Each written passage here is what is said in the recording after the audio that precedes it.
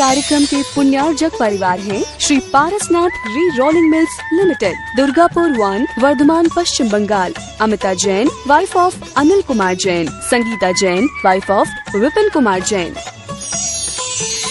मानक चंद, कमला देवी, राकेश, नीतू, ऋषभ एवं Ayushi Musharraf, B123 Sethi colony, Jaipur, Rajasthan. Shrimati Sarla Jain, wife of Shri Padam Prasad Jain. Shrimati Savita Jain, wife of Shri Dhanendra Jain. Anshul Jain, Parul Jain, Jain store, Patparganj, Delhi. Ram Ratan, Ratni देवी पाटनी। प्रकाश चंद, सारिका पाटनी, प्राची जैन, कीर्तिश जैन एवं समस्त पाटनी परिवार, मेड़ता सिटी, जिला नागौर, राजस्थान।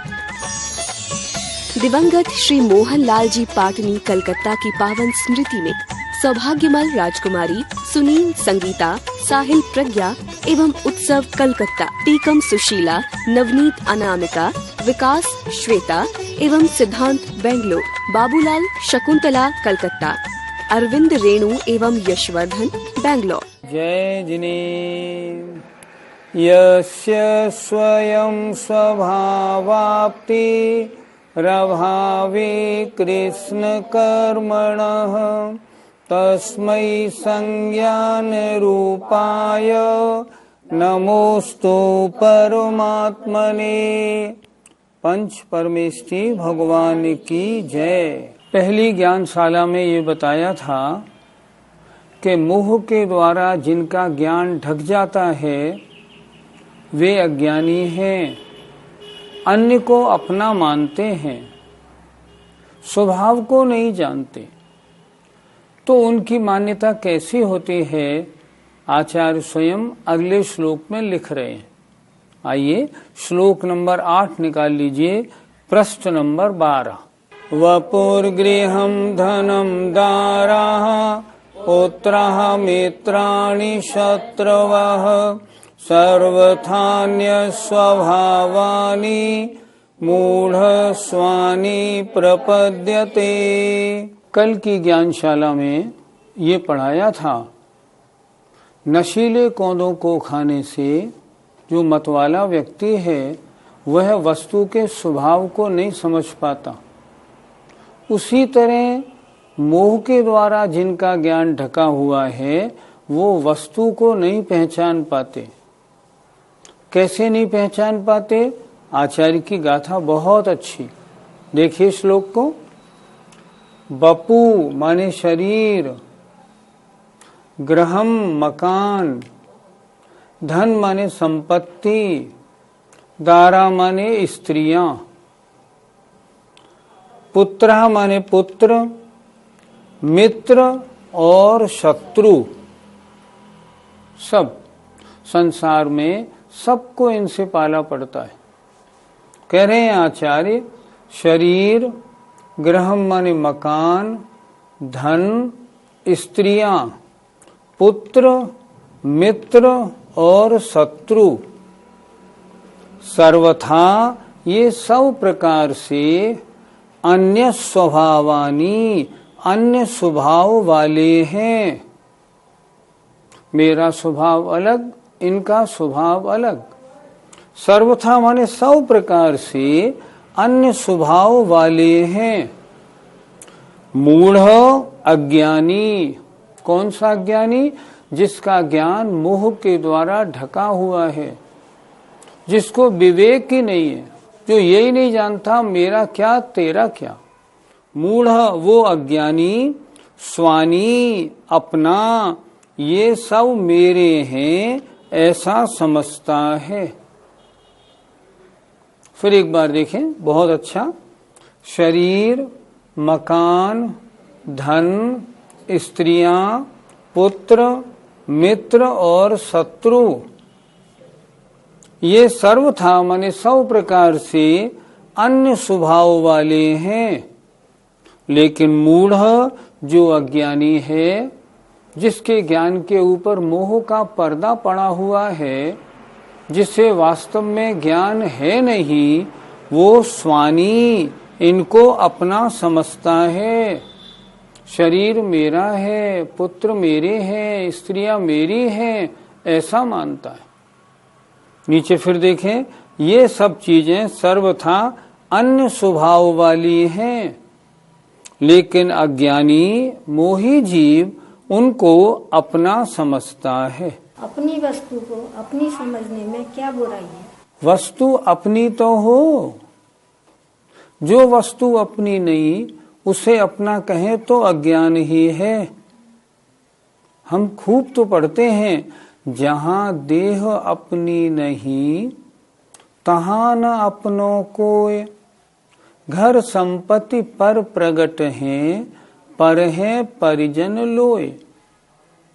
जहां देह अपनी नहीं, जहां शरीर ही अपना नहीं है, तहां न अपनों कोय, वहां फिर अपना कौन हो सकता है? हमारा सबसे ज्यादा लगाव या सबसे ज्यादा संबंध किससे है? शरीर से। शरीर हमें नहीं छोड़ता। मान लो हमारी पत्नी और हमारे बच्चे हैं, हम कहीं चले जाते हैं तो वो घर में रह जाते हैं, हम उनसे जुदा हो जाते हैं। उनसे हमारा वैसा संबंध नहीं जैसा इस शरीर से है। ये तो हमें कभी नहीं छोड़ता। जीवन पर्यंत हमारे साथ रहने वाला कौन है? शरीर। लेकिन कहने आचार्य कह रहे हैं, जहां देह अपनी नहीं, शरीर ही अपना नहीं है, तहां न अपनों कोय, तो अपने और कुछ कोई कैसे हो सकते हैं? घर संपत्ति ये तो पर है, प्रगट में ही पर हैं, दिखाई पड़ रहे हैं। घर वहां है, हम यहाँ हैं, संपत्ति वहां है, हम यहाँ हैं, पर है परिजन लोय, और जितने परिवारी लोग हैं सब मुझसे भिन्न हैं। फिर इनको अपने कैसे मान लिया? अपनों को अपना कहने में बुराई नहीं, हम मानते हैं बुराई नहीं, लेकिन वे अपने तो हों। ये हमारा अज्ञान है कि हम इन शरीर आदि को अपना मानते हैं। वास्तव में हमारा इनका संबंध मात्र है। इस पर्याय में ये हमको प्राप्त हो गए हैं, इसलिए इतना ही संबंध है। मेरा कोई नहीं, मेरा तो बस मैं अकेला हूँ, ऐसा श्रद्धान बनाना चाहिए। संबंध कितने प्रकार के होते हैं? संबंध आचार्यों ने 3 प्रकार के बताए हैं। एक संयोग संबंध, एक संश्लेष संबंध, एक तादात्म्य संबंध। संयोग संबंध, जैसे मान लो मेरे इन वस्त्रों का और मेरा, अभी मैंने पहना, संयोग हो गया, मैंने उतारा, ये अलग हो गए, फेंक दिया, चले गए, ये संयोग संबंध। दूसरा होता है संश्लेष संबंध, जैसे एक में एक तो हैं पर हैं दोनों अलग अलग, जैसे कर्म और आत्मा, 2 भिन्न पदार्थ, ये कैसे हैं? बिल्कुल एक में एक हैं। या जैसे माने थन से निकला हुआ दूध, इसमें क्या है? दूध भी है और पानी भी है, दोनों मिले हुए हैं। हमने अग्नि के ऊपर रख दिया, पानी सारा भाप बन के उड़ गया, अब कढ़ाई में क्या बचा? दूध बचा।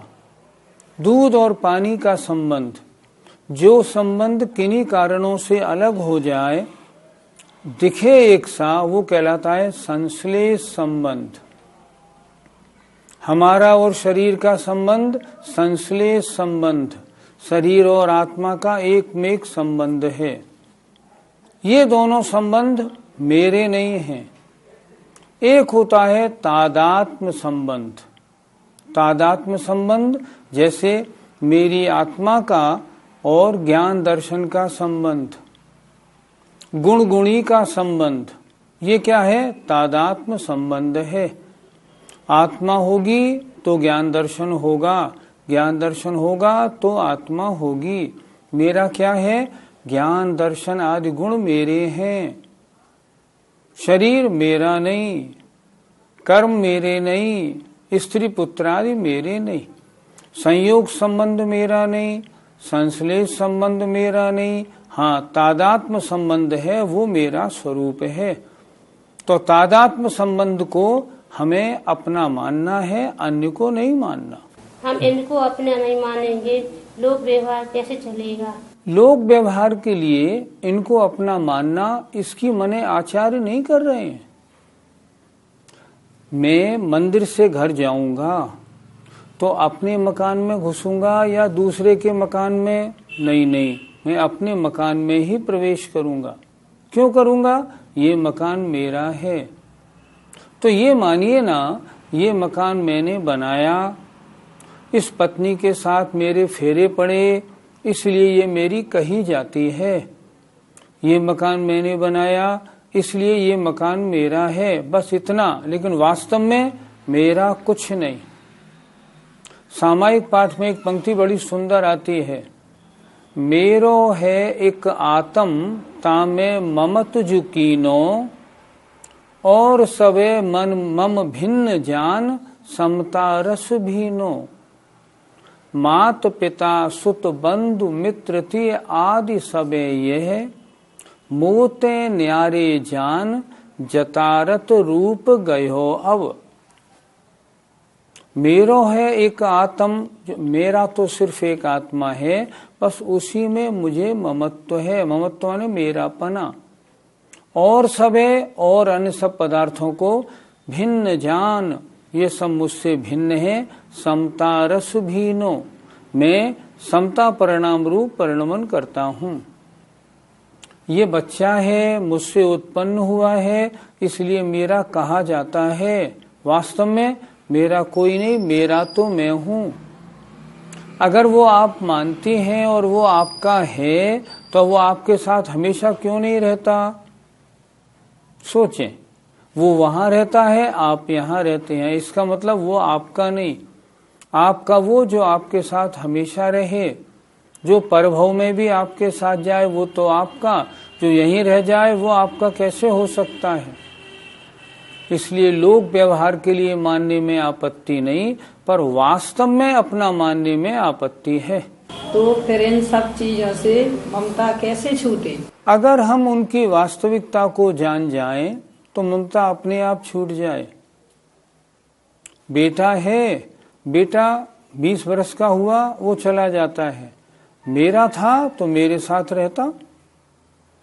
पिता का स्वर्गवास हो जाता है, घर मकान सारे यहीं पड़े रह जाते हैं, तुम्हारे हैं कहाँ? हम समझे तो सही, मेरा कौन है और मेरा कौन नहीं है। हमारे ऊपर मिथ्यात्व का, मोह का ऐसा पर्दा पड़ा हुआ है कि इन चीजों से हमारा ऐसा राग लगा हुआ है, जो इनको हमने अपना मान रखा है। वास्तव में मेरा कोई नहीं, मैं तो सिर्फ अकेला स्वयं ही हूँ और मेरा कोई है ही नहीं। जब तक ऐसी धारणा नहीं बनेगी, तब तक अज्ञानीपना छूटेगा नहीं। ममता छोड़ने का रास्ता ये है, हम वास्तविकता का ज्ञान करें। मेरे ये होते तो मेरे साथ हमेशा रहते। एक पहले उदाहरण पढ़ा था। एक राजा के पास एक बेटा सोता था हमेशा, 20-22 साल तक राजा के साथ ही सोआ। उसका मरण हो गया अचानक। जब मरण हो गया तो राजा को बहुत दुख हुआ।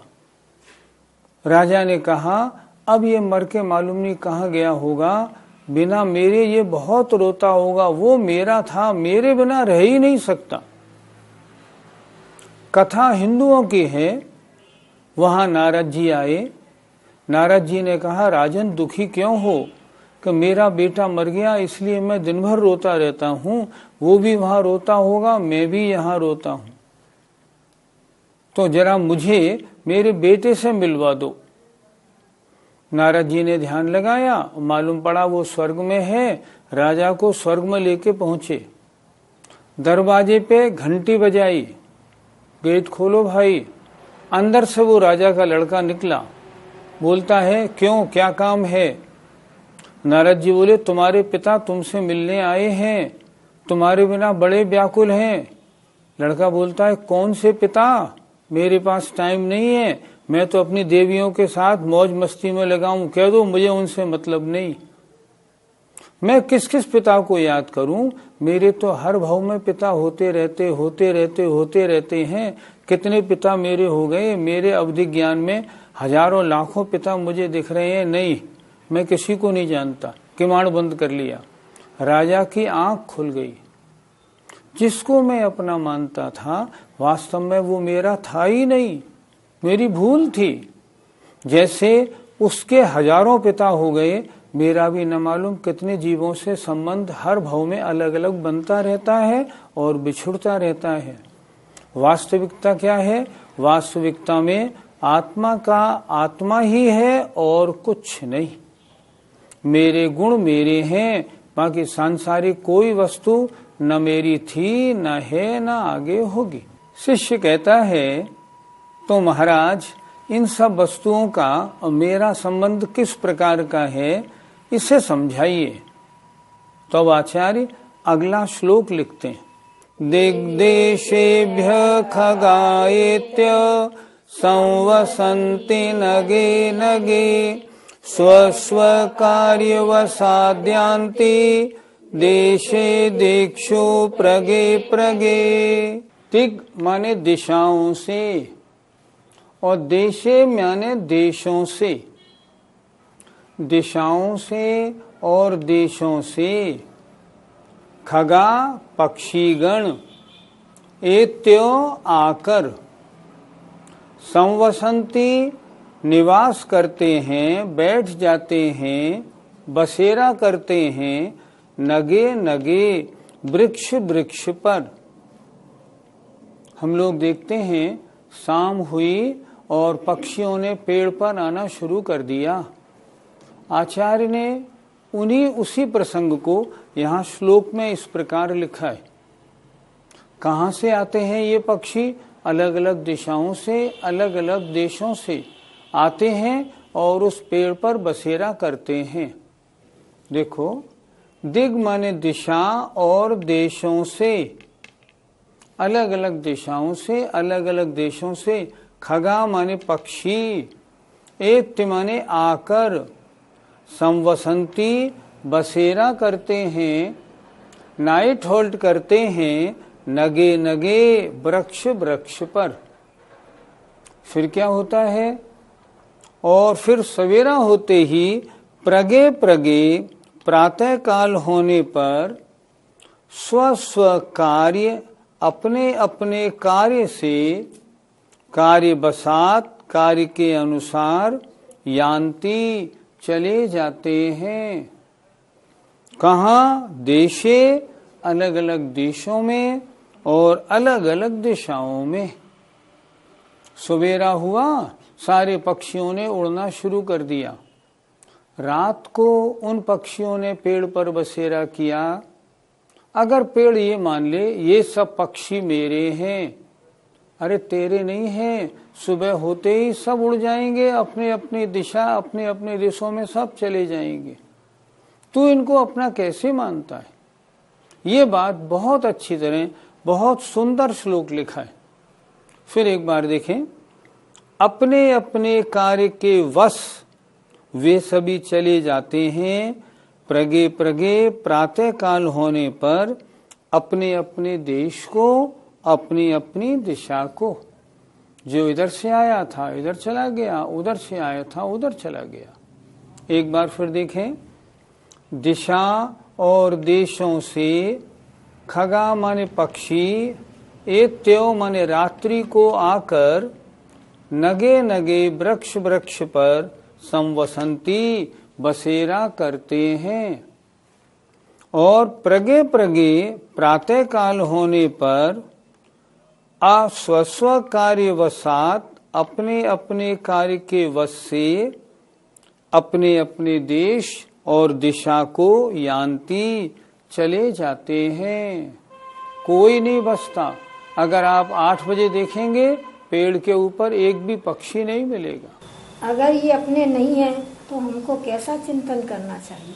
राजा राणा इस छोटी सी बारे भावना में हम पढ़ते हैं ना, आप अकेला अवतरे मरे अकेला होए, यों कबहू या जीव को साथी सगा न कोय। ये व्यक्ति, ये जीव आप अकेला ही जन्म लेता है, अकेला मरता है, और इसका यों कबहू या जीव को इस प्रकार कभी भी इस जीव का कोई साथी नहीं, कोई सगा नहीं, कोई साथी सगा नहीं। जब कर्म का उदय दुख रूप आएगा तो मुझे स्वयं भोगना है, ये कोई मेरे काम देने वाले नहीं। जब इनको आनंद होगा तो मैं इनके आनंद में हिस्सा लेने वाली नहीं। इनका सुख इनके साथ, मेरा दुख मेरे साथ। ये मुझसे भिन्न हैं, व्यवहारने से मेरे कहे जाते हैं, वास्तव में मेरा कोई है ही नहीं। ऐसी मान्यता माननी चाहिए। ज्ञानी का बेटा हो 20 साल का, युवा है, शादी की मान लो तैयारी भी चल रही है, अगले साल शादी भी हो जाएगी, और अचानक अगर मरण को प्राप्त हो जाए तो ज्ञानी को दुख नहीं होता। ज्ञानी क्या सोचता है, मेरा इसका संबंध इतने दिनों मात्र का था और इससे ज्यादा नहीं। बनारसी दास जी का एक प्रसंग पढ़ने में आता है, उनके इतने बेटे हुए, शायद 18 बेटे हुए, उनमें 17 मर गए, एक बचा था। जो एक बचा था वो भी अचानक एक दिन स्वर्गवास उसका हो गया। उम्र 18-20 साल की थी। संस्कार करने के बाद वो मंदिर आए, शास्त्री गद्दी पे चटाई रख के, और उन्होंने अपना प्रवचन दिया, बिल्कुल नॉर्मल। लोगों ने पूछा, पंडित जी आज लेट कैसे हो गए? तो ज्ञानी ने उत्तर दिया, कोई नहीं, एक मेहमान बहुत दिनों से घर में था, आज उसको विदा करने में थोड़ा टाइम लग गया। ये होता है ज्ञानी की पहचान। तो हमें कैसा अपनी मान्यता बनानी है? ऐसे बनानी है, ये कोई वस्तु मेरी है नहीं, इन सब का मेरा संबंध एक निश्चित समय के लिए है। अपने अपने समय के अनुसार जैसे पक्षी उड़ जाते हैं ना, ये सब भी चले जाएंगे। बस मैं अकेला हूँ, अकेला ही रह जाऊंगा। इस श्लोक से हमें क्या शिक्षा लेनी चाहिए? इस संसार में जितनी सामग्री मुझे मिली है, पुण्य के उदय से सुख देने वाली, पाप के उदय से दुख देने वाली, ये सारी सामग्री मिली है। ये सारी सामग्री मेरे पुण्य पाप का फल है, लेकिन इनमें कोई भी मेरा नहीं है, और इनके परिणमन में मुझे स्वयं भी खेद या हर्ष नहीं करना चाहिए। मुझे बड़ी मुश्किल से मनुष्य पर्याय दुर्लभ मिली है। मैं इनके झगड़ों में न पड़ के और आत्म कल्याण का मार्ग चुनूं। अनादिकाल से मेरा संसार भ्रमण क्यों हो रहा है? क्योंकि मैंने पर वस्तु में अपना माना। इसी का नाम तो मिथ्यात्व है। आचार्य कुंद महाराज ने समय सार में कहा है, कम्मेणोकम मम्मीय अहमिदियः कम च कम्मणोकम मम जाए सा खलु बुद्धि अपरिबुद्धो हवदि ताव। कर्म और नो कर्मों में जितनी चीजें दिखाई पड़ती हैं, ये सब नो कर्म हैं। अहमिदि अहकम च कम्मणोकम मम, मैं यह हूँ और ये कर्म नो कर्म मेरे हैं। जब तक ऐसा चिंतन है तब तक अज्ञानी है, मूर्ख है, संसार भ्रमण करने वाला है। कितना अच्छा लिखा कुंद महाराज ने। धारणा कैसी बनानी है? मेरा कोई नहीं, मैं तो अकेला आया हूँ, अकेला जाऊंगा। दुर्लभ मनुष्य पर्याय मिली है, मुझे अपना कल्याण करना है। मैं भ्रांतियां न पालन करके राग द्वेष के चक्कर में न फंसूं और अपने जीवन को सफल बनाऊं। आप सभी श्रोता लोग जो इष्टोपदेश सुन रहे हैं, मात्र श्रोता बन के न रह जाएं। आप सुने, इसको ग्रहण करें और फिर इसका चिंतन करें कि पूज्यपाद स्वामी ने जो ये श्लोक लिखा है, वास्तव में ऐसा है या नहीं। अगर वास्तव में ऐसा है तो मैं अपनी धारणा क्यों नहीं बदल देता हूँ। आज तक तो मेरी ममता इन सब चीजों में थी, अपने जेवरात में, अपने घर में, रुपए पैसे में, बच्चों में, पति में, माँ बाप में। लेकिन मैं लोक व्यवहार तो करूं, पर रोज मान्यता बनाऊं, मेरा कोई नहीं, मेरा तो मैं सिर्फ अकेला हूं। इसी का नाम तो भेद विज्ञान है। शरीर भिन्न है, आत्मा भिन्न है, इसका ज्ञान होना, इसका नाम भेद विज्ञान है। आप सब श्रोताओं को भी चाहिए, जैसा पूज्यपाद स्वामी ने समझाया है, अपनी अपनी मान्यता ठीक कर लें। अभी तक संसार के लगाव में हम सब लोग फंसे हुए हैं, अब इस लगाव से दूर हो जाएं। आत्म कल्याण करना है, इनको पर समझें, अपनी आत्मा को निज समझें। अगर ऐसा है तब तो पूज्यपाद स्वामी का इष्ट उपदेश आपके लिए कार्यकारी होगा, अन्यथा जैसे के तैसे रहेंगे तो कुछ भी नहीं हो पाएगा। मुझे आशा है आप लोग जरूर इसका चिंतन करें। जय जिनेंद्र।